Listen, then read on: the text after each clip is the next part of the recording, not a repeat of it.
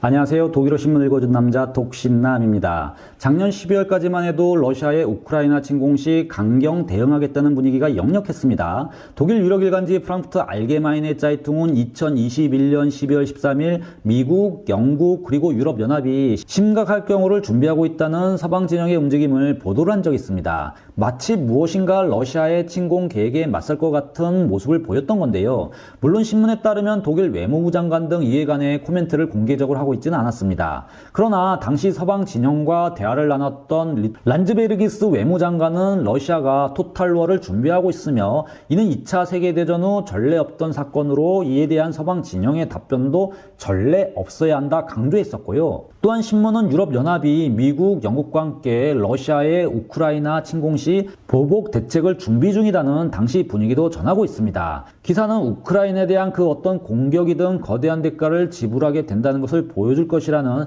주제프 보렐 유럽연합 외무안보정책 고위 대표의 말을 인용 보도했던 건데요. 그리고 지금 2달 반이 지났습니다.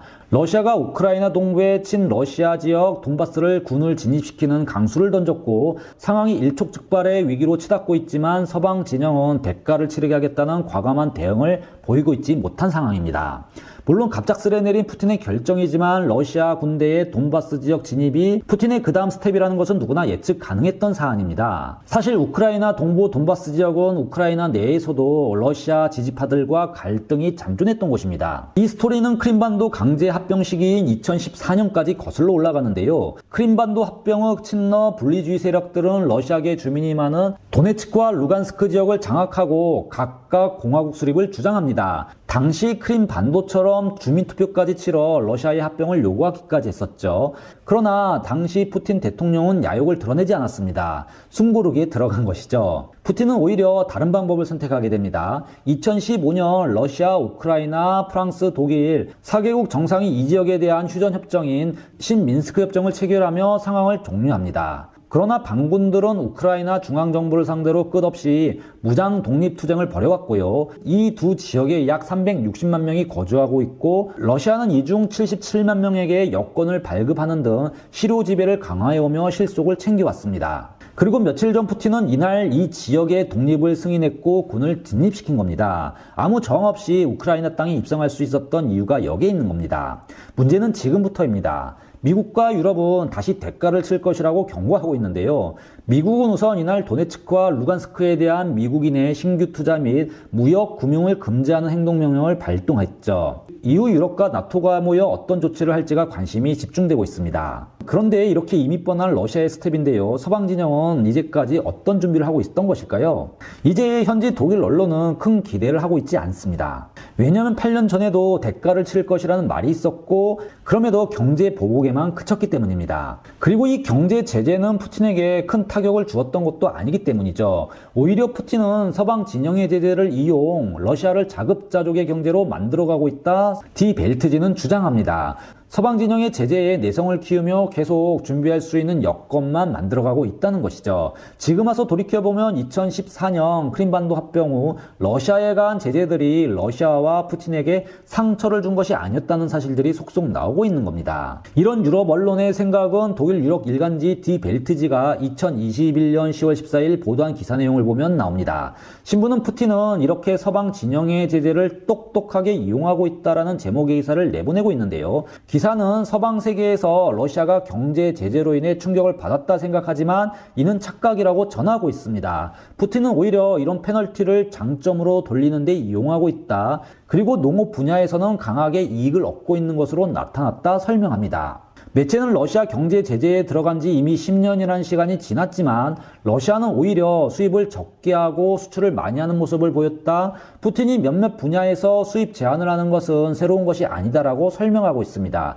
예를 들어 자동차 수입에 관세를 때렸으며 세계 자동차 기업에 러시아 내 생산을 강요할 수 있었다 설명하고 있죠. 물론 처음에는 자동차 가격은 치솟았고 이에 따라 비판이 있었지만 결국 푸틴에 대한 비판은 줄어들었다 결론을 내리고 있습니다. 현재 러시아 내 자동차 생산이 러시아 경제에 있어서 큰 의미가 되었기 때문이죠. 또한 크림반도 합병으로 경제 제재가 시작된 후 러시아 투자가들은 러시아의 농업에 집중했다. 수년 전 시작된 러시아 내 애국지와 함께 토마토, 오이 등을 심기 시작했으며 낙농과 양돈 산업을 시작했다 설명하고 있습니다. 특히 러시아 내로 농업을 하러 이주한 유럽 시민들이 러시아 은행이 공급하는 대출로 거대 농장들이 들어서게 됩니다. 서방 진영의 경제 제재로 러시아 내 수요는 분명했기 때문에 투자가 시작됐다 설명하고 있죠. 신문은 러시아로 귀화한 독일인 스테판 듀런은 65만 헥타르 20만 두에소를 경영하고 있다 보도하고 있습니다.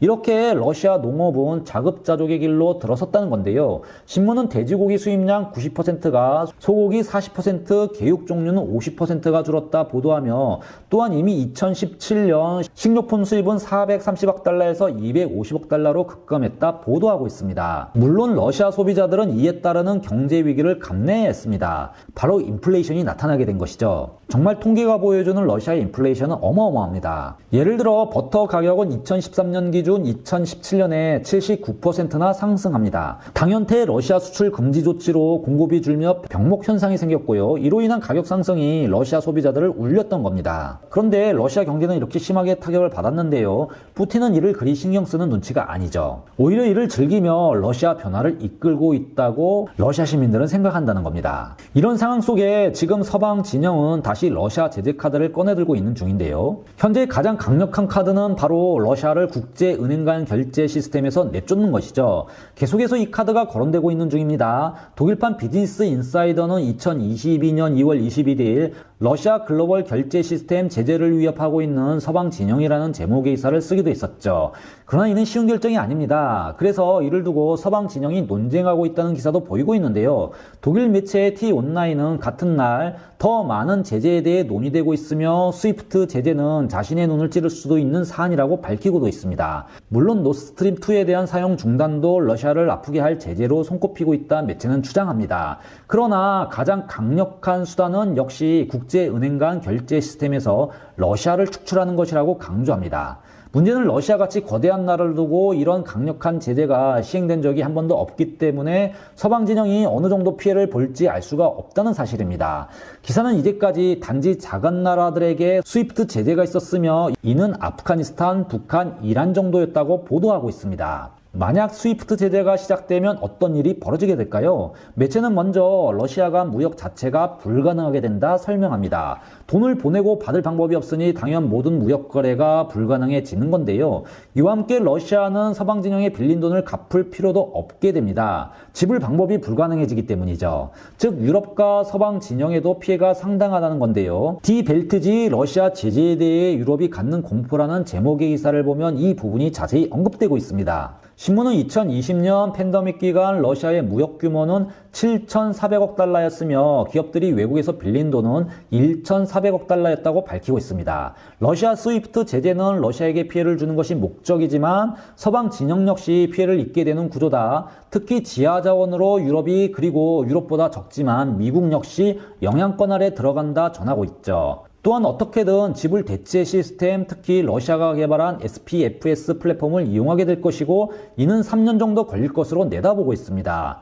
그리고 지불에 드는 비용이 적게는 2배에서 많게는 3배에 이르게 될 것이라고 밝히고 있죠. 그래서 유럽 국가들은 이를 얘기하는 것을 꺼려하고 있다 설명합니다. 물론 러시아가 받는 타격 역시 적지 않은데요. 지하자원 특히 가스와 원유 수출이 타격을 받게 됩니다. T-온라인은 2012년 이란 사태를 살펴보면 당시 이란의 오일 수출 반이 줄었다고 밝히고 있습니다. 그리고 러시아가 그동안 제재를 받아왔다 해도 이란과 비교 더 폭넓게 서방과 관계를 맺어오고 있었다. 이에 따라 러시아 국민들에게 미치는 영향은 엄청나다고 보도하고 있습니다. 아주 강력한 제재가 될 수 있다는 것이죠. 그러나 이는 또 유럽의 거대한 폭풍을 불러올 수도 있습니다. 당연히 서방 진영 입장에서 러시아 수출이 자동적으로 줄게 되면서 러시아가 공급하는 가스와 원유가 줄게 되고요. 이는 가격 상승을 부채질하는 것이죠. 또한 유럽 내 가스 재고량은 더욱더 줄게 될 것이며 유럽 내 난방 비용은 상승하게 될 것이라고 설명합니다. 그리고 서방 진영이 원하지 않는 결과를 낳을 수도 있습니다.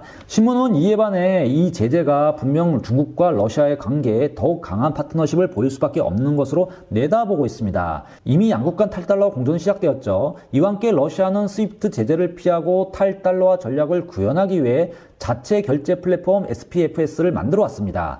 이미 2014년 크림반도 합병 시 미국은 러시아 스위프트 제재를 경고했었는데요. 결국 이루지는 못했습니다만 오히려 러시아는 이를 준비하며 자체 결제 시스템을 만들게 된 겁니다. 그러니까 러시아를 강하게 한번 훅 때려야 하는데 너무 찔끔찔끔 자주 제재한 것이죠. 벨트지는 SPFS의 현재 332개의 은행이 러시아 정부의 강요에 의해 이 플랫폼에 가입되었다 밝힙니다. 러시아 주장에 따르면 2020년 러시아의 결제 비율 20%가 2030년까지 30%로 올리겠다 기사는 전하고 있고요. 이에 반해 스위프트는 220여 개국 1만 1천 개 이상의 은행이 가입되어 있습니다. 그래서 디벨트지는 러시아 결제 플랫폼 SPFS를 두고 이제 어린아이가 신발을 신는 수준이라고 평가하고 있습니다. 그런데 문제는 생각보다 더 복잡한 외교 현실입니다. T-온라인은 중국 역시 이런 서방 진영의 경제 제재를 준비를 하고 있다. 중국 또한 이 단계에 관심을 가지고 있으며 중국도 자신의 결제 시스템을 추진하려 한다 보도합니다.